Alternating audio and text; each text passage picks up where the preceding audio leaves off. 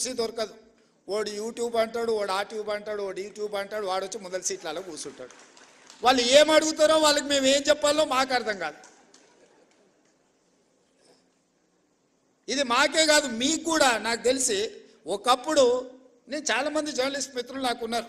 Senior journalist రాగానే లేచి కూర్చొచ్చి వీళ్ళు వెనక్కి పోయి కూర్చునేటోళ్ళు. మేము పత్రికా సమావేశం పెడితే కూడా ఒకవేళ డెస్క్ ఇన్ఛార్జీలు లేకపోతే మీ దాంట్లో సీనియర్ జర్నలిస్టులు వస్తే, వేరే సంస్థకు సంబంధించిన జర్నలిస్ట్ వస్తే కూడా లేచి జూనియర్స్ లేచి ముందు వరుస వాళ్ళకి ఇచ్చి వీళ్ళు వెనక్కి పోయేటోళ్ళు. ఇప్పుడు విపరీతం ఎట్లయిపోయిందని అంటే అసలు కంటే కొసరోళ్ళది ఎక్కువైపోయింది. ఎవరిది ఏ ట్యూబో తెలుస్తలేదు మాకు. ఇక ఆ ట్యూబ్లో ఎక్కడికంటే అక్కడికి వెళ్ళిపోయి ఏది పడితే అది మాట్లాడితే అక్కడ ఉన్న ప్రజలు ఏమన్నా అంటే చూసిరా జర్నలిస్టుల మీద దాడి అని. జర్నలిస్ట్ అనే పదానికి డెఫినేషన్ ఏందో మీరు డిసైడ్ చేయండి. మేము ఎవరిని జర్నలిస్ట్గా చూడాలో మీరు చెప్పండి.